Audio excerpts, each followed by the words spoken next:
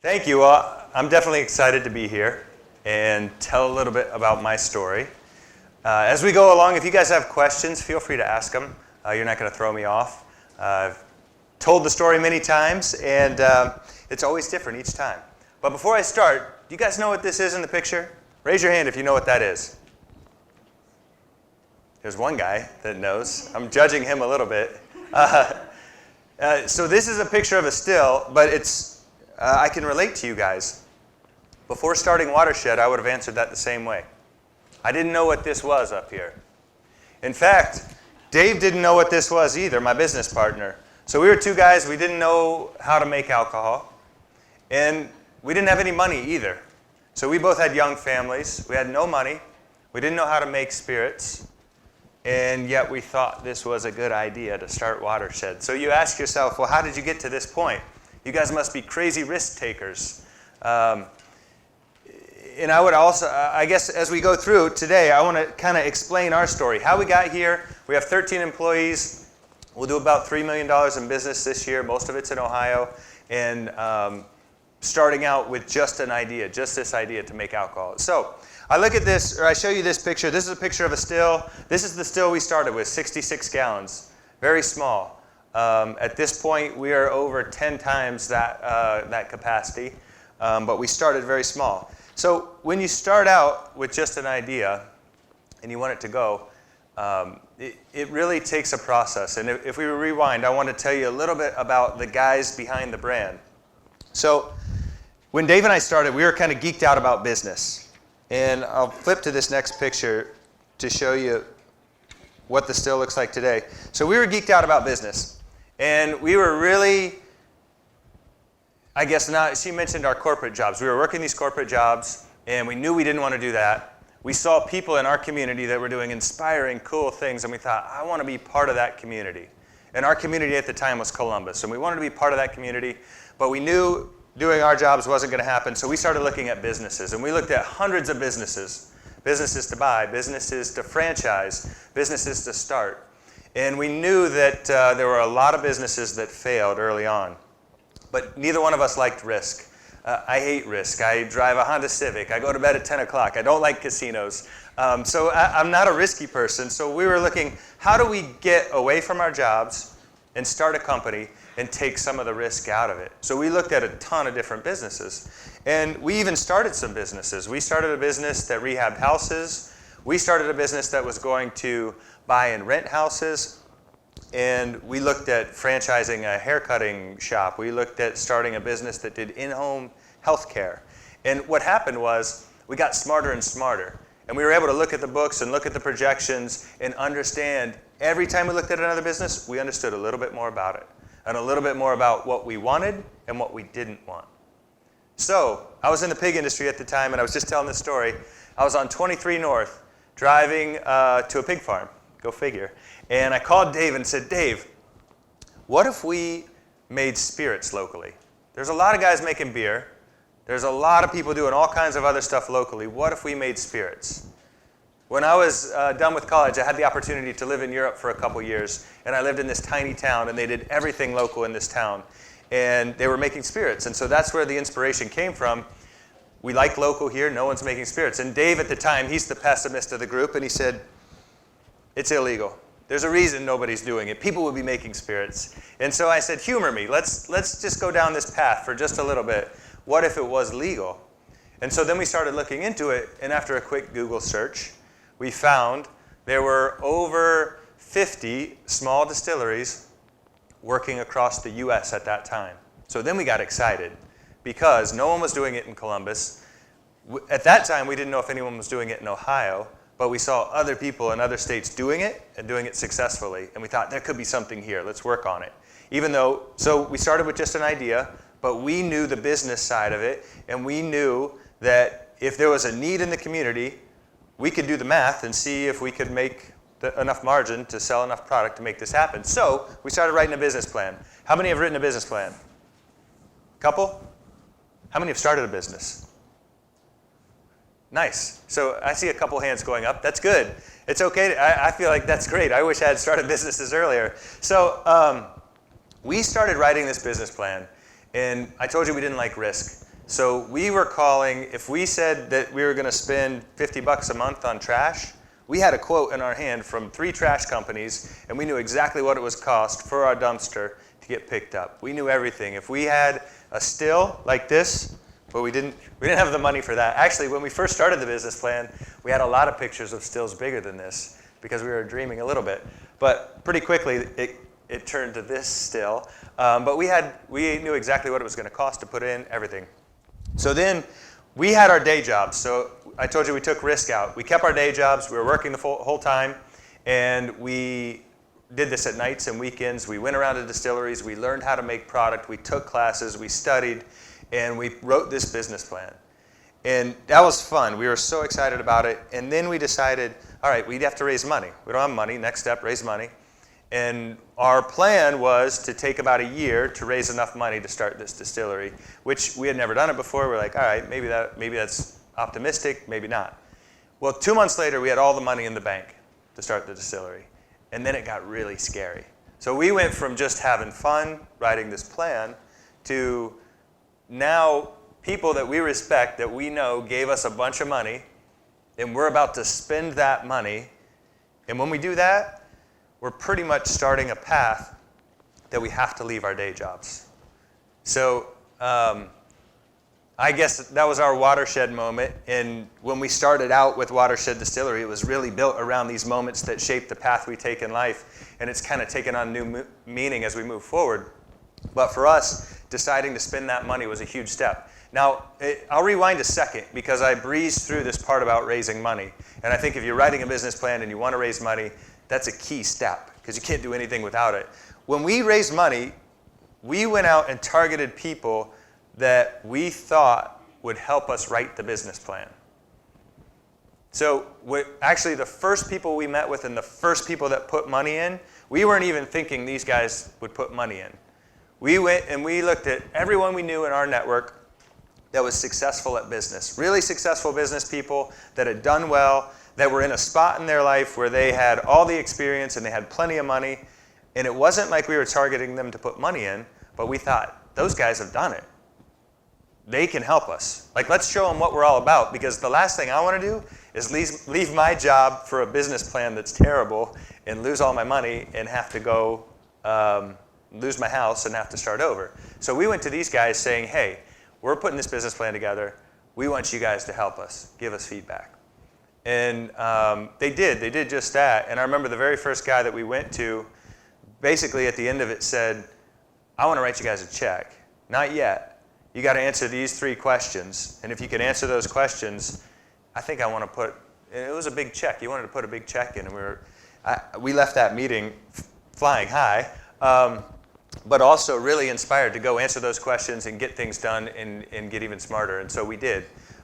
We worked really hard. Now, one of the biggest reasons that we lost investors, and this is a little bit crazy, when you start a distillery in Ohio, there's no guarantee that the state will sell those spirits.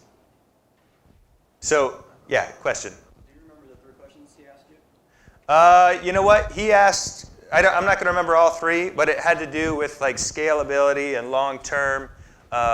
If this thing, from his perspective, this was a guy that basically had most of the money he needed to retire, and he wasn't looking to get 10% on his money. He was trying to see if this was going to be a huge home run. And so he had some basic assumption questions, and then like, what's the runway? How far can we go with this thing? So he was trying to hit a home run. And he's told me now, fast forward 6 years, he's like, I thought that would be the last time I saw that money when I wrote that check. But I took a chance that maybe it wouldn't be. And I'll be honest with you, when we pitched this to guys, I'm not saying our plan wasn't great, but we had a lot of pictures like this. And when you're about to retire and you got plenty of money, and if you send 10 grand into us, it's not really going to affect your lifestyle, but you can say, hey, I own part of this distillery. There's something cool about that I don't want to take away from. There's something about the marketing side, the feeling that you're instilling. But I know all of the investors that we have really bought into Dave and I. They believed in what we were doing. They believed in what we could do. So we raised the money. We got going. But I told you the state didn't guarantee that they were going to sell anything. And that's why it's been really slow, the uptick in distilleries compared to breweries.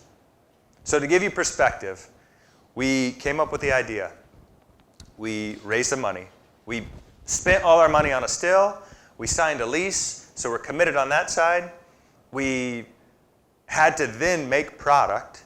So we didn't, like I said, we took a bunch of classes and we studied with other distillers, but we had to turn on our still and make vodka and make gin and have good product and then go present it to the state.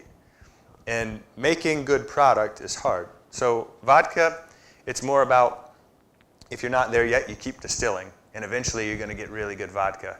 With gin, it's about balancing these flavors. We use juniper berry, we use coriander, allspice, cinnamon, grapefruit peel, orange peel, lemon peel, lime peel, all these great flavors. And so when we were making our gin, we made a lot of really bad gin. And I'll bring up this point really quickly. How many have heard the saying, don't be afraid to fail? How many believe that that's true? You shouldn't be afraid to fail. So I'm actually on the other side of it. I believe it's okay to be afraid to fail, but I don't believe it's okay to not try. So I'm afraid to fail. I was afraid to make bad gin. I was afraid that the distillery is going to fail, but that's a huge driver. That doesn't mean I'm not going to try to make gin. That doesn't mean I'm not going to try to start a distillery. Doesn't mean I'm not going to try to start a business. I'm going to come up with a plan.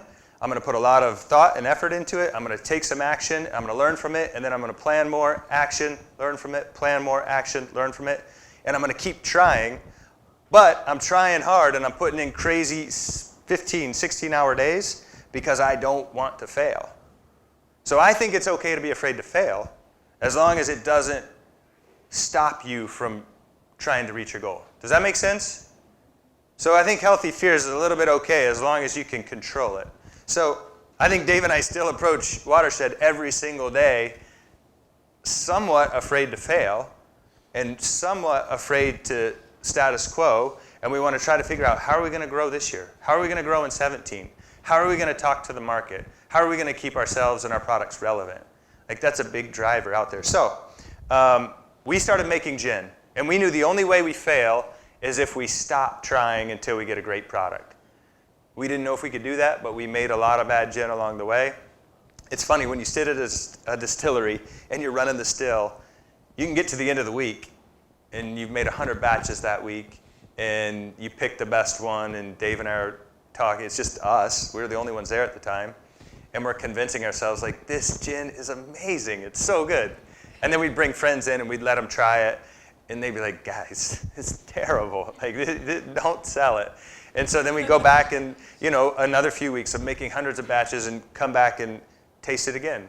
And it took a while, but finally we got to the point where people were like, this is pretty good. So then we started doing blind taste tests with a couple of our gins and then some of the market leaders. And it wasn't until we were beating gins like Hendrick's in those taste tests that we were like, this is it. And it's funny, I think one of the reasons Dave and I have been successful, we are 100% okay with not being right, but being determined to figure out what the best answer is. And so my favorite gin wasn't picked. Dave's favorite gin wasn't picked. But we did a ton of research to figure out what people liked. Now, I love the gin that we have, but I would have picked at the beginning another one. And so I think that's where, as long as we've kind of approached everything and said, look, a lot of stuff's been done before. Everything's been done before. There's people that can market. There's people that can start business. There's people that know how to plan for the financial side of it. So we need to find those people and surround ourselves with those people. So we finally made vodka. We made gin. We got to that point. Next step, we have to go to the state of Ohio and sell this product. Now, Dave and I have both been in sales for a long time. We have both been on sales calls quite a bit, but we were super nervous this day because everything we had put in was at risk. And I remember walking in, and at the time, there was one day a month that the state of Ohio would see people about listing new products. So we called the Division of Liquor Control and said, hey, we want to bring in our gin and vodka. And so I had the gin and the vodka. Dave had our one-page marketing plan. So, like, come in, pitch it to us, tell us why it's going to sell. So we sit down, we walk into this room, big long table. The 3 people at liquor control are sitting at the end, and we put the bottles down in front of them, and we sit awkwardly sit halfway down this big long table. In fact, I remember Dave's mom had embroidered Watershed Distillery shirts the night before, so they're all like creased up, and we're walking in there pretty nervous. And so they literally taste the product, they taste it, and ask us a few questions, and right there in that moment, they say, yes, we're going to list it, or no, we're not going to list it in Ohio. And I remember Dave was hammering out the marketing plan, and the lady in charge stopped us, and she's like, you know what? We like you guys. We're going to give you 22 liquor stores in the state. So I'm thinking in my mind, like, yes, like we're in. Like that's all we needed. That's it. 22 stores, we're in the system. We can grow from there. And I think Dave was he was amped up, and he's like still hammering out the marketing plan. I'm kicking him under the table. I'm like, dude, let's go. Come on. So we kind of hustled out of there. But that was a huge win for us. So 22 stores means this. In Ohio, everything I sell goes to the state. The state takes that and they put it in, there's 457 liquor stores that they can put it in. They put us in 22 at the time. And then the liquor stores, if you want a bottle and you're 21, you go to the liquor store and you buy it. If you want a bottle in your restaurant, you go to the liquor store and you buy it. So getting in those stores is the key. And so for us, that was it. From there, we could grow it. We could go to restaurants and get them to bring it in and put it behind their shelves. We could go to liquor stores and talk with them and create the growth that way. And so what the state was doing, they were kind of taking a chance on us, saying, all right, we'll give this young Ohio company a chance. And for us, we took it and we went to all those stores and we hustled really hard to get pull-through. And as you get pull-through in those stores, then the state gives you more. Does that kind of make sense? And so I think that really sums up our approach to starting this whole thing. We decided that we weren't experts, that all we needed to do was start small and test everything as we went. And so that's kind of how we got going.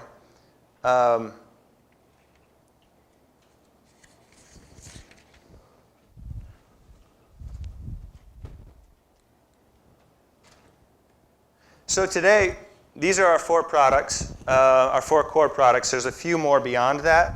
But what I want to talk a little bit about is kind of some of the challenges that we've had along the way as small business owners and not really being experts at anything. So like I told you, when we started, we kind of had a good idea on stuff, but we weren't experts at anything. So we started off and we had to do sales and marketing. And we were 2 guys that came from the sales side of the business. And so you've got, we call it wholesale, all the sales through the restaurants, and then you got retail, all the stuff through the liquor stores. In Ohio, the wholesale side of the business is 70% of the market. 70%. The retail side of the business, I'm sorry, I got that backwards. The wholesale side is 30%. The retail side is 70%. So restaurants is 30% of the market, and the other is 70%. And what we sell about 60% through the restaurants and 40% through the retail. So all our efforts are really focused on that retail side of it. And you ask, if you're thinking, why do we focus on that side? It's because that was our skill set. So we understood what our skill set was. We can go out and build relationships with restaurants. We knew we were good at that. We knew both of our past jobs we were in sales. So we'd go into these restaurants and we'd tell our story. We're local guys, we're making craft, and we would try to grow the business. And we thought we were selling that product based on the fact that we were local and we were craft. And what happened was we found out that if people came on tour, so if they came in here on tour and they heard the story, they would buy product, they were all in. If we went to a restaurant and we told the story, people at the restaurant behind the bar, I'd tell the story before we even tasted, and they'd say, we're going to put it all in. And I'd be like, well, wait, you didn't even taste the product. You want to taste it? Oh, yeah, let's taste it, but we're going to bring it in. We like what you're doing. And so here we thought we were selling on craft and local, but really people were buying into the whole story of what we were doing. Leaving our jobs, starting this company, doing stuff that we thought could be better than the big guys, doing it locally. And so we did some ads at the beginning, and we learned the hard way. Those ads would say, hey, we make this in Columbus, Ohio, in small batches. And it was pretty much a miss. We couldn't see the ROI on those ads. But if we told that same story and kind of told how we got started, people were buying. And so it took us a long time. But even today, one of the biggest challenges, and we're still spending a lot of money on our brand story and our brand purpose. We spend a lot of money on that every day because we're still trying to figure out how to translate our story into some of those messages going out to consumers. So we understand that we care about the community, that we were inspired by people in the community doing cool stuff, and we hope we're inspiring people, and we want to stay relevant in that community.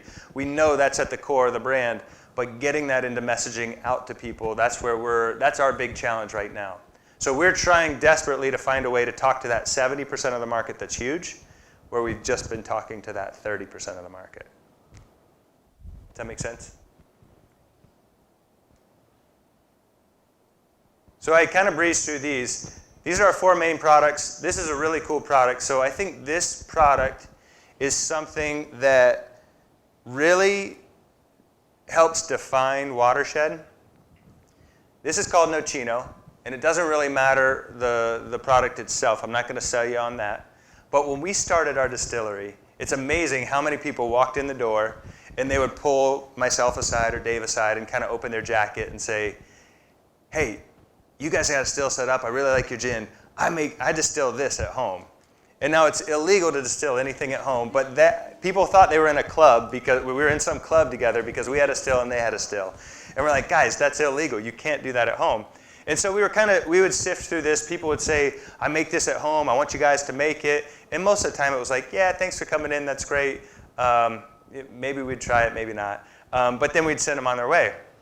Well, this local guy who lives in Arlington came in one day and he let us try this product that he made at home. Now, he didn't actually distill it. What he was doing was legal. He'd buy vodka and he would make this Nocino. He'd pick walnuts out of his yard. He'd put some vanilla bean, some citrus, and some cinnamon in the vodka with the walnuts and let it sit. And so Nocino, it has roots in northern Italy. This guy had been making it for years. It was a family recipe that he had worked on. And he said, if you guys want to make this, it's like, I don't want anything for it. I just want someone to make it. I think it's delicious. I want someone to share it. And Dave and I, we were kind of like, yeah, that's cool. Good, it's a great product, but we weren't sold on it. And then a few years later, he calls us up in late June. So you can only make this during 1 week of the year. He calls us up in late June. We end up going out to his house. We make it there with him that night. He goes in and he pulls out bottles from years past. We're pouring it over ice cream that night, eating it on his deck, and we're like, this is amazing. We have to do this. And so we took that product, idea from the community, in. 2 years later, we made our first batch. We sold it, and it's amazing. The uptake of it in the community has been amazing. People love this product. They get behind this product. Very limited quantity. The only thing, so Charlie shared it with us, if you get one of these bottles or you see one of these bottles, you turn it around to the back. It just says, thanks, Charlie, in handwriting on the back. That's our nod to him. But I feel like that kind of summarizes what we're all about. We've had so much help along the way from different people, and I think that's what makes us successful, realizing, hey, we don't have the best ideas necessarily, but we can certainly recognize and help other people with their ideas and put something together that makes sense. How am I doing time-wise? I know you guys want some time for questions. Are we good?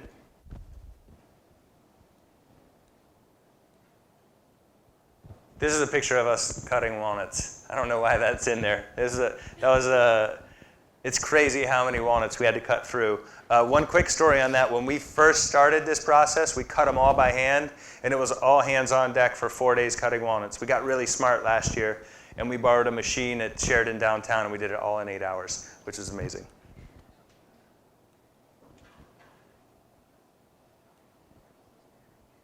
So there's some pictures of our distillery here.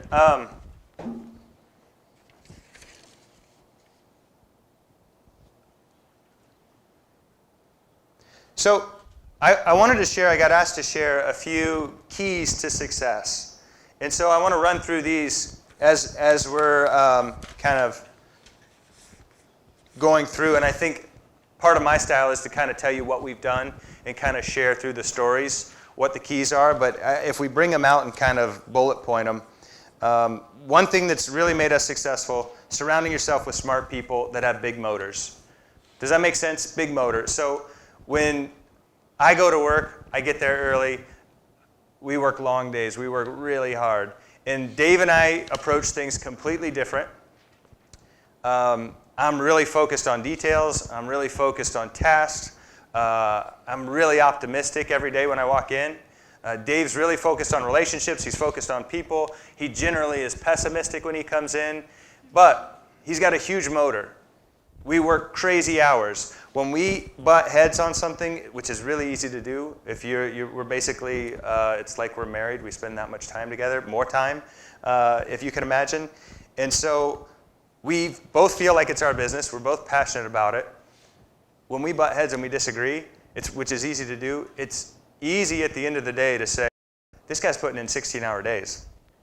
This guy believes it's his business. This guy is doing everything possible, and that's the best answer he comes up with. This is the best answer I come up with. And it's easy to stop and say, look, yeah, I know where you're coming from, and kind of work towards the best answer. And I think we've both been fortunate that we can both stop after the moment of conflict. We never actually, this looks like we're punching each other. We've never actually hit each other. It's been close. But no, he has an amazing ability to come back a few minutes later and say, hey, sorry, how do we move forward? And we sit down and take emotion out of it and try to work on it going forward. And as soon as you hire employees and put that into it, it's even harder, because then your egos come into play when you're in front of employees and you want to be right so bad. But surround yourself with smart people that have big motors and believe in your vision. So if they work really hard and don't believe in your vision, that's terrible. But if they work really hard, they believe in your vision, and they're on your team, that's amazing. And I think part of that is knowing what you're really good at doing, actually knowing what you're great at doing and what you're not great at doing. So by not great, I don't mean bad. By not great, I just mean good. Because I feel like when I graduated high school, when I graduated college, I would have said, yeah, I'm pretty. If you said, are you good at negotiating? I would have been like, yeah, I'm pretty good at that. Are you good at details on QuickBooks? I would have been like, yeah, I'm pretty good at that. Well, the trick is finding out what you're truly great at, and everything else getting somebody else that's great at it. Because I've never seen anyone negotiate quite like Dave does. I feel like next to Dave, I'm terrible at negotiating. I would never do it. If we're negotiating something, I'm like, here you go, Dave, here's the phone. Get us a better price, and he does every single time. And there's things like that. Like if we're doing QuickBooks, or if we're doing some of the finance stuff, like generally that's where I'll get involved. And so really knowing what you're great at. The second key, so that's all with number one, surrounding yourself with smart people. The second key I would say is work harder than everybody else. So I'm probably not smarter than most of the people in this room, but I would stand up and say, I would challenge anyone in here to work harder than what I put in. I think that's one of the keys. If you work harder than everyone else, you're going to set yourself up for a huge success. If you're here, you're in this room, you're at this university, you have the IQ to succeed. It's just how bad do you want it, how hard are you going to work? I was sitting at LaGuardia in the airport, and this is my very first job, and I was traveling all over the world at that point. And I was sitting in LaGuardia on my way back home, waiting for a flight. And there was a professor, I think he was from Dartmouth, and sitting at the table next to me, so we started talking, and I was kind of fascinated. And he was telling me about success, and he pulls out this picture, and I still remember it, made an impression. It was a picture of a helicopter, and the helicopter was labeled success, and it had two rotors on top. And one was labeled, I think, knowledge, and the other one was labeled motivation. And he said, this is all you need for success. And he said, but look closely, they're not equals. And I was staring at the picture, and this shows you how observant I am, and I couldn't figure it out. I was like, I don't know what you're talking about. And he pointed out, and he said, the rotors, or the blades on the rotor that says knowledge, there's 3 blades. On the one that says motivation, there's 4. He said, you got to have motivation. That's the most important thing. He's like, so many people are smart, but you got to have the motivation side of it too. So if you're hiring someone, try to find someone with a big motor and work harder than they do. Reduced risk. So we're not risk takers. I would say you got to cut risk out. If you're going to be a successful small business, there's so many risk factors. If you don't approach every day saying, how do I take risk off the table, you're going to struggle. There's too many things that can just come in and wipe you out. So for me, when I started, my wife and I had saved a ton of money. I say a ton, enough money, I guess. But we downsized. We shared a car for 2 years, which it's awesome that she agreed to do that. But we shared a car for a couple years. We ate a lot of ramen. We tried to cut expenses. We got rid of cable. We still had internet, but we got rid of cable. And so there was a lot of that, just cutting out as much risk, as much expense to make it go. We didn't take paychecks for 2 years. Dave and I didn't, from Watershed. And then this goes back to the be a little bit afraid. I think you have to take action, and you have to learn from that action, and then repeat. So those last 3 steps are kind of quick, but you have to put a plan together to take action. You have to take that action. You have to learn from it, and then you have to repeat. So take action, learn, repeat. Take action, learn, repeat.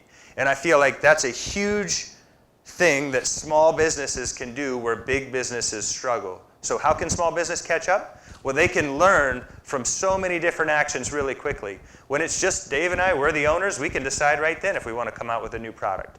We can decide right then if we want to kill a product line that we have going. We just had a really cool bourbon idea come up yesterday, which I can't share about. But Dave already submitted all the paperwork last night to the federal government to try to get this thing approved. Dave's he's the pusher when it comes to that stuff. I usually need some time to process, and I consider myself faster than most. And so stuff like that, small businesses, we can take action very quickly. If you don't learn from it and you stop taking action, that's when I think you struggle. So, one more thing. When you graduate, don't chase money, chase experiences.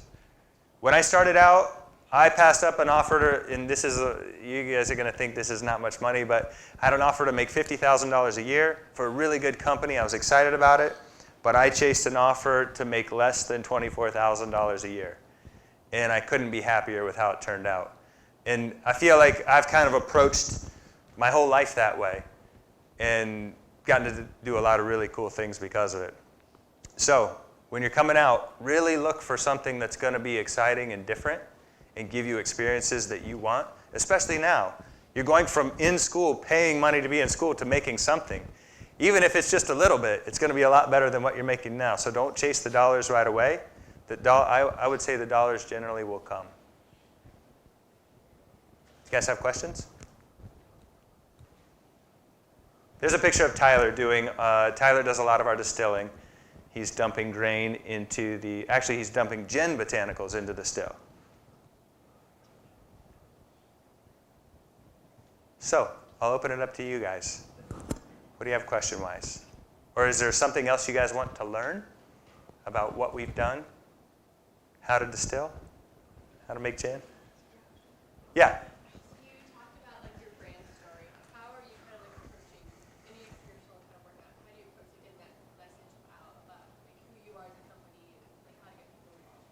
Yeah, so the question was, how do we approach the brand story, and how do we get that messaging out to people? So we sat down with a local company that has helped us. So the brand started with Dave and I out there just talking about what we're trying to do and what we're all about. And it organically grew. Because at the beginning, you can't pay someone to come in and put a bunch of stuff down on paper. You're just out there telling the story. We were generating PR, we were selling it. So fast forward, now we have people working for us trying to tell that story. And what Dave and I noticed, we weren't doing a great job conveying to them what our purpose was, what was at the heart of what we do. So we hired this company to come in and study our company. They did surveys with all our employees, our customers on the restaurant side, our retail customers, our advisory board, our owners. They studied everybody to put together this huge document about what makes us tick. And they really distilled that down, sorry for the pun, to a few different lines about really what our purpose was. And so now the challenge is Because we asked them that too. Like, all right, once you get all this done and we pay all this money for it, how are you going to roll it out? And we are just getting to that point. And they basically said, we're going to get all this together. And depending on what that purpose truly is and the core behind your brand, then that will determine the path we take to roll it out. And I think what you're going to see, it's not going to be conventional. We've really pinpointed down some key components that focus on positive change in the community. And so we're going to look for ways to be involved in the community in a positive way.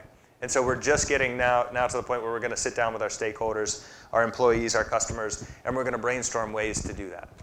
So I'm excited to see. I don't know yet. Other questions? Yeah. So you said you didn't know much about business, and there was a period of time where you were doing a lot of learning and I assume reading. Do you have any books that helped you along the way a lot? Yeah, so what I would say there is we have relied mostly on networking. And so I think all of you probably have a pretty high level of common sense, and you all have a general working, if you're in business school, and I went to business school, you're starting to get a pretty good idea of the different concepts within business and some of the key components that you're going to need. But I think the most powerful way to really get the best of the best to help you out is to start networking and find people. So right when we started, I went to a lecture on, it was called Person Brands or People Brands, brands built around people. This was in February 2011, or January, it might have been January. So we sold our first bottles December 2010, and Dr. Mata was giving this presentation at Ohio State. It was free, and I was like, I'm there, I'm gonna go. And I heard Dr. Mata talk, and he talked about how to set up a brand if you're a person, and it's all around you, the pros and cons. So think person brand, like Jenny's Ice Cream. Jenny is the brand. And so that's what a people brand is, or a person, I can't remember the exact term, but he was talking about the pros and cons of that. And I went up to him afterwards and introduced myself and said, Dr. Mata, I've got an issue. I've got this little distillery, we're setting it up. I don't want it to be Dave and Greg brand. I want it to be Watershed. I want it to be more powerful than that. I want it to be bigger than that. And I started sharing some of our issues, and he said, I want to work with you. Let me call you, because he had all these people, and he takes my card, he calls me like the next day, and we ended up doing a project with his MBA class, really focused on our marketing ideas and what we wanted to do, and it was really cool. So that, I would say, you can Google books, and I could probably Google some books and find some that will give you general topics, but I think reaching out to people that are already doing it in real life, I think that's huge. Because there are many, many people out there, marketers, PR people, finance people, that love small business. And so if you're starting a business or you have a business, people want to talk to you about it. They want to hear what you're doing.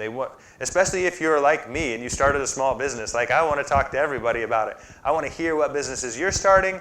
I want to ask questions about it. I want to learn about it.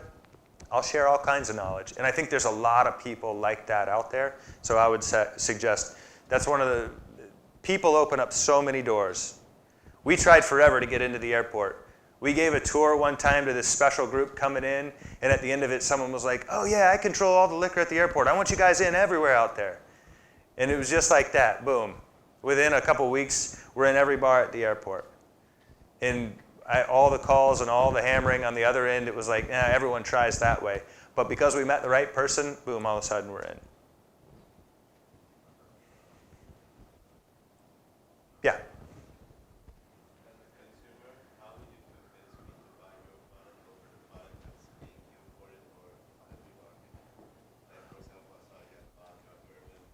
Right. Why would I buy your product over bourbon? Well, let's talk vodka on that, because bourbon has a very unique flavor. Our gin is wildly unique from everything else out there. If you taste it, you'll notice that. But vodka, anyone know the definition of vodka?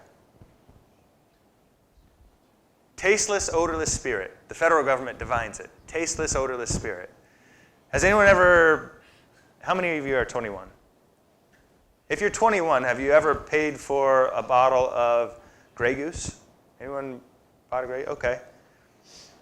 So Grey Goose costs a lot more than our product, and there's nothing wrong with Grey Goose, but it's defined as a tasteless, odorless spirit, and our product's defined as a tasteless, odorless spirit. So I think in that level, it's all about what's behind the brand. That's why people are buying it, not because of the flavor, but because what's behind the brand. Now, I do believe when you get to the bottom shelf of vodka, the bottles that will bounce if you drop them in the plastic bottles, there's a different quality down there, and they don't distill it as well, and you can taste the difference. But when you're up on the upper shelves, there's really not a whole lot of difference between what's in the bottle. So what I say is, what we position on, we believe that we're supporting farmers right here in Ohio. We believe we're supporting label makers here, box makers here, designers here, distillers here, and we are putting that money back in the community. And so it's more of an idea of what you believe in, and the people that we resonate with are people that care about the community. They care about, what their street looks like. They care about what their house looks like. They care about what's going on every day in their community. And so those are our customers. Those are who we're talking to. Other questions? No one's going to buy Grey Goose again. Sorry. But, So you said that you had gotten a paycheck in 2 years. So is there any point in time during that 2-year span where you thought about giving up? And also, after that, was that when you made your break even, or did you sustain yourself? all good questions. So the question was, how often did we panic along the way in the 2 years that we weren't taking paychecks, and did we think about giving up? And then when did we break even? Giving up never crossed my mind. And there were some times when it was pretty low. Like I remember one instance where we had $8,000 in the bank account, not at home, but at Watershed. And this is a business where you got a lot of cash going in and out. $8,000 in the bank account is like having $8 at home. Like it's like, oh, come on, like what are we doing? And it was never give up. We had so many positive signs along the way, and we had so much momentum that when we wrote our business plan, we made a lot of really good assumptions. We made a lot of really bad ones. And so I say the bad ones, we didn't estimate how much cash was going to be tied up in the business. And so when we started, we had to order containers from Italy of glass, full containers. And we didn't have any credit, so they said you had to prepay. So boom, that cash goes out. We don't see those bottles for 2 months. And by the way, we're going to use those bottles pretty quick, so we have to put cash out for another container. The state of Ohio has 4 warehouses where we hold product. We own that product in those warehouses. So all our finished goods are flowing out. We still haven't been paid for them. We have all that cash out there. We're making bourbon the whole time. We're putting cash into bourbon barrels. All that cash is sitting there. So all of a sudden, we greatly underestimated how much cash was going to be in our business. And so our sales were going great, and we were high-fiving on the sales side. We basically have hit our sales number in our business plan the first 5 years, which was unbelievable. But on the cash side, it was really, really tight. So it wasn't like, we're going to give up, this isn't good. But it was like, how are we going to do this? How do we keep making bourbon when we have no money to make bourbon with? And so I think there were times where Dave and I were looking at each other going, how are we going to do this? But I think the beauty of fear of failure and the beauty of jumping in with both feet is you don't say, I'm going to give up. You look at it and you say, where's the path? How do we move forward? Anyone watch Shark Tank? So I love Mark Cuban on there. Mark Cuban won't invest in a company unless the person's all in. And I believe that's because he loves the fear of failure. And he knows if that person jumps all in and they have all their chips in that and that's the only thing they have going for them, they're going to work like crazy to make it go.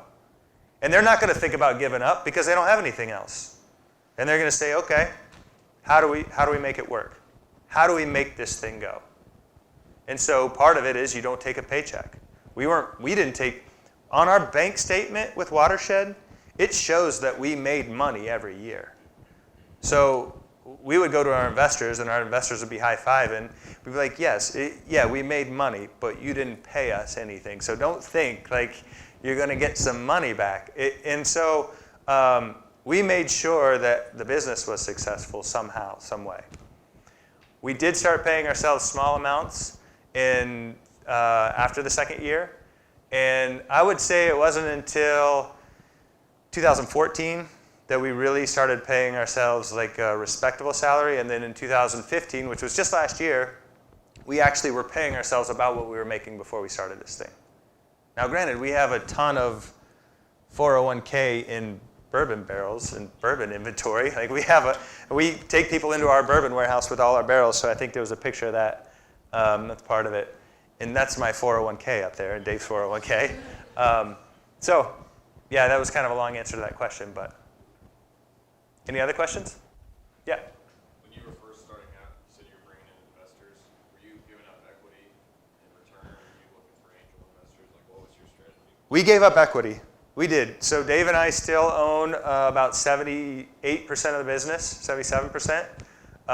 So we sold about 23% of the business to raise money to do it. We haven't had to raise any more money since then. So we've kind of done everything really, really small and made sure it's worked, made sure we're adding value, made sure we're getting return on that money before we spend more. And we've been very lucky, very fortunate that we haven't had to raise more. Do you think it's a good idea to keep them on, or are you planning on like repurchasing at any point? Like, do you think it's better to own the whole business, or do you like to have it? Right now our discussion is more about the business looks like it's doing great, and the business is doing great. But because we have to we're making bourbon for 4 or 5, 6 years out. We're putting so much cash into bourbon. When you get to the end of the year, you can't realize that as an expense. The federal government doesn't let you realize production expense until you sell that product. So it looks like we're making a lot of money, but that money's not in the bank account. So Dave and I still don't pay each other that much. The business looks like it's doing great, and at the end of the year, we have to pay a big tax bill because of that. And so instead of looking at it and saying, would we buy those other investors out, we sit there and we think, should we sell a little bit of our equity so that we actually can take a little bit of cash off the table? But neither strategy is bad. It just depends where you are. And I think if this was a really cash-heavy business, which it's not because you're putting so much in for the future in bourbon, but if it was a cash-heavy business, we might consider the first option and buying some people out. Because obviously, we think it's going to grow. We're still really optimistic about the growth, and so we like to think that we would bet on ourselves in that case. Yeah? Throughout the whole process, what was like a big surprise or roadblock or decision that you guys had to make? How'd you go about it? How do we do it? When you start a business, there are crazy highs and crazy lows around every turn. So crazy high when they list us in the state. That's amazing. Crazy low when it's 2 months later and I'm sitting there. We had just given a tour. Dave walks up front. So we were in the room you saw with all the bottles. And I'm behind the counter. And the mailman walks in. And he's like, I got to have you sign this thing today for this letter. And I mean, we're January 2011, so we had just started selling bottles in December 2010, and everything's like new and exciting, and I'm like, sweet, we got to sign for stuff. And so I sign, and I open this certified letter that's a cease and desist order. Quit using Watershed, or we're going to sue you, and we're going to take everything you have, basically. And like, don't use Watershed on the bottle, don't use Watershed on the name of the company, don't use Watershed anywhere. And it's like Dave standing there, and he describes the story, and he's like, you basically went pale and just standing there looking at it. And it was a terrible feeling. And so in that moment, you're like, what? Don't know. I've never had that before. I don't know what to think. I don't know what to do. And so we worked through it. Obviously, we still say Watershed. It's still Watershed. But it was a slow, long process. And it was a lot of communicating. We actually started working with attorneys, and then it ended up, we just called the guy who sent us the letter. He was another small distillery. And after conversations with him and working on some stuff, we worked out a deal, and it wasn't even, when I look back now, it's so trivial what we went through. But in the moment, it was like, we spent all our money. Like, we were really close to the $8,000 in the bank account point. Like, we didn't have money to rebrand and do all that stuff. So. Yeah, that was a good question. Any other questions? Yeah? Where do you see Watershed in 10 years, where do I see Watershed? It's hard to say. So we are both ambitious guys, And we are pushing our sales team this year to grow almost 40% with our bottle sales, which is huge growth. We're really pushing them hard. I do think, and all that's in Ohio, that's really focused in Ohio, all that growth that we're driving. We sell about, it's less than 10% of our sales are outside Ohio at the moment. And I believe over the next few years it'll continue to be Ohio. And then when we're in that kind of 5 to 10 year range, all our growth's going to come outside of Ohio, I hope. And so I think it will be, our challenge will be putting together that model that works in Pittsburgh, that works in Nashville, that works in Indianapolis. So what I mean is, if we go into Pittsburgh and we want to grow the market there, what kind of marketing do we have to do? What kind of PR? How do we take, what's our approach to market there? Because once we find that, you look at the US, and even though each state makes their own liquor law and it's a little different, I believe the marketing retail side and that strategy will be pretty similar state to state. If we find that purpose that we're all about and a way to convey that purpose to consumers, it's going to be similar, whether we're in Cleveland or whether we're in Nashville. So I really hope that we're pushing into those cities and we're working on that model at that point. Yeah?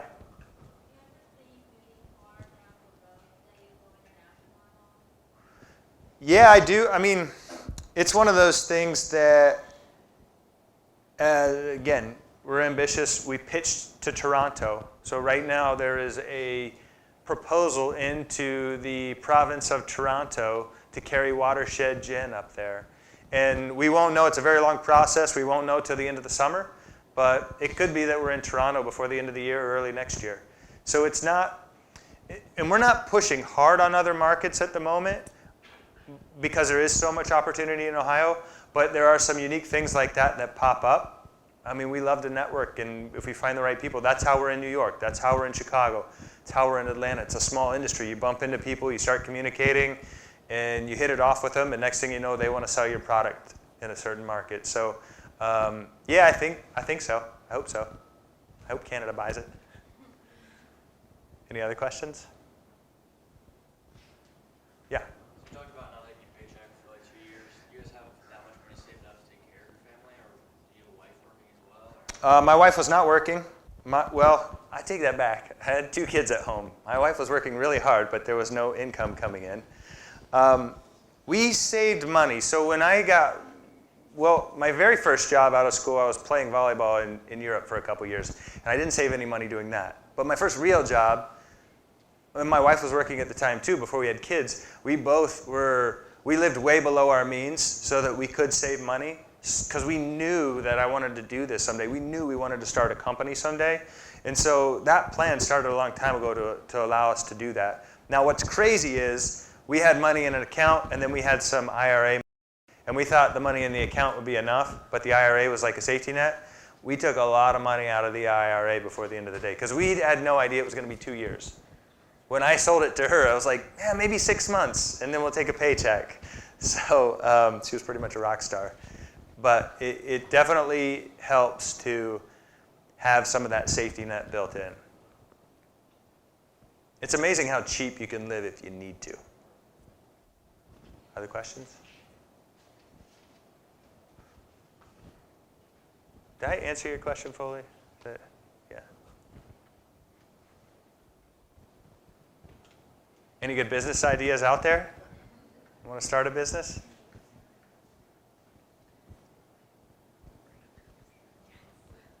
Yeah. You said you looked into the real estate and maybe buying, doing rehabs and stuff like that, or maybe renting out houses. What deterred you from that? So we bought a house and we rehabbed it and we sold it. And we bought it in May and we sold it in September.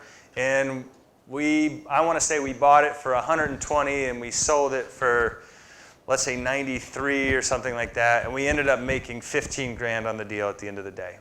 And what we found was, if we hadn't been able to sell it right away, if we had had one more big crack in the foundation, if we had had someone offer, if we couldn't have gotten full asking and it had been 10% under asking, there were so many factors that could have made the difference between, I mean, we put a ton of effort in over those few months, like a ton of hours, and there was a lot of risk, there was a lot of money on the table, and when we looked at it, we were like, you know what? That was pretty much a full-time deal for us, and we really got lucky with how much we made on that. Like, we were really lucky that we came away with that, and it could have been, if 3 of those other things had gone wrong, we could have walked away with $0 at the end of it. And so that was kind of an eye-opener that, or if you couldn't sell it, you can't move on to the next project until you sell it. And so there were too many of those factors that made it hard to do. And if you really wanted to do big, if you wanted to go full-time with it, you would have had to have a lot of money to put in multiple houses at the same time, or have a bank that's willing to lend you on all those houses. And so the lending environment, because we're talking like 2008, 2007, when this was like everything just started, it must have been 8, when everything just started to tank. The lending environment wasn't good, and the house market wasn't good, and there were too many risk factors. So, and I think we wanted to be more, like we were selling ourselves, that was involvement in the community by rehabbing houses, but we wanted to be more involved. I think we wanted something a little bit different than that. And we did that. Dave at the time was selling, I always say Dave sold toilets. At the time he was working for Ferguson and sold plumbing fixtures and lighting fixtures and refrigerators. And so we got all that stuff at a big discount, and still we're scraping by and making money. Yeah? You said you like Shark Tank? Yeah. Would you walk into the tank and sell it? No, I wouldn't. So even though I like the fact that we'd be partnered with those guys, we outline goals for the next few years, and we are hitting those goals, and we have a plan in place to make those goals. It's cash flowing really nicely. When you're doing manufacturing like we're doing, we only have so much bourbon put away. And so we have a plan in place to make more each year and kind of grow it that way. And I don't want to say we don't need Shark Tank, because it'd probably be crazy if we were on there, but I kind of like the world that we're living in now and what we're doing. So, yeah. With your company specifics, like the alcohol industry, since it has such a shelf life, like how did you do well in your first 3 years? Because obviously, like everything has to sit for 3 to 5. Yeah, so bourbon sits. Our bourbon barrel gin, so if I rewind this a little bit. The bourbon sits for, when we first launched it, it was 2 years old. When we launched this, it was 1 year old. These only take a week or 2 to make. So we started with gin and vodka. That's what we sold at the beginning. And so these 2 products cash flowed the business. This one, like I said, took a year. That one took 2 years. Now what we're opening for bourbon is 3 years old. So we really, the clear spirits made the business go. There are distilleries out there that just start making bourbon, and they make bourbon for 3 years before they launch it. And I mean, you got to have a ton of cash to do that. And there's a lot of risk involved to make that happen. Because isn't it the longer it sits, the better it tastes? Right. The longer it sits, the better it tastes. That's the theory. Now, I would have told you straight line, that's the way it worked when we started. But it's amazing. When we go to blend a batch, we'll open 10 barrels, and we'll taste those different barrels. And it's rarely the absolute oldest that's the best. You might have something that's 30 months that's tasting better than the 38-month barrel. By a long shot, like it might be amazing. It's just, there's so much dependent on the barrel and the char within that barrel to give it flavor that it's not always straight line. But in theory, if you have 15 year compared to 4 year, 15 years are going to be better. Yeah? As a college student, money's pretty scarce. So what would your advice be to, network out as a college student and find money? Find money if you want to start a business? I would start going to things like Startup Week, and I would start networking and going to events where you have entrepreneurs and other people that are starting businesses. And I would see where their funding is coming from, and I would talk with guys that have been successful. At Startup Week, there's going to be all kinds of guys that are successful at business, and I would ask them, where do you think money's coming from? When we raised money, we went to, like I said, people that were very successful at business. They were all within our network. You'll hear people say friends, family, and fools. It's kind of that group. I mean, it was friends of friends, but people that we knew that knew us, and that's where we got money. But I also would say, if I tried to start this right out of school, I would have failed. I don't think I had the skill set to do it. I went out and worked for 3 different companies in sales and marketing, in sales and marketing roles, and I think it helped me tremendously. So even though you got some knowledge coming out of school, there's a lot of real-world stuff that you got to pick up in the marketplace that I think if you're coming out of school, like I said, don't chase money. Go to a company where there's a lot of training, where they have a lot of classes that you can take. At Pfizer, I pretty much got an MBA. I took so many classes. I was always signed up for something. And I learned a ton doing it. And it's real world because you're applying it every day when you're out there. Other questions? What else? Yeah. Do I plan to grow it into a family business? I don't know. I'm scared for when my 8-year-old turns 16 and he knows where the key to the distillery is and he knows the code. Because I know him at 8 and I'm scared about 16. I don't know. Like I like the thought of that. And obviously if we get to that point, that means I'm still having fun doing it. But there is something at the heart of me that's very entrepreneurial. And I have another company that is out in Urbana, Ohio, and we have some amazing tasting pigs that we grow out there. So there is that side of me too that thinks there'll always be something fun to put together and to try. So I think either way is fun. Yeah? Have you ever thought about like just selling the business completely, like in the long run, instead of just keeping it yourself, but selling it to another company? Yeah, so I think those are the 2 options that weigh in my head. And Dave and I have kind of challenged ourselves by 2020 to be at a spot where we have people hired that are able to do the operations side and hired that are able to do the sales side. So we can be as involved or uninvolved as we want, because I think it gives us the option. If in 2020 we are to that point and we're not excited about the business, then we could look at seeing if there's someone else out there that would be excited about it. Or if we're still loving it and having fun like we are today, then we'll keep going. But I think when you start a business, you're passionate about it and it's kind of everything that you do, but there's part of it that's very much you're always on. So it's always weighing over you, always, like every moment. Like there's barrels out there that are aging. There's people out there trying our product. There's people on the internet responding to our product right now. Like there's this whole world of watershed going on that ultimately comes back to Dave and I, and it's like this weight on you all the time. And so when you're having fun doing it, it's easy to look through all that. But if at any point it turns not fun, then it gets really heavy really fast. So I mean, it's realistic, both options, and we're not sure what we want to do at this point. As long as we're having fun, we're going to keep doing it. All right. Well, thank you, Greg. Thank you guys. Thanks for having me.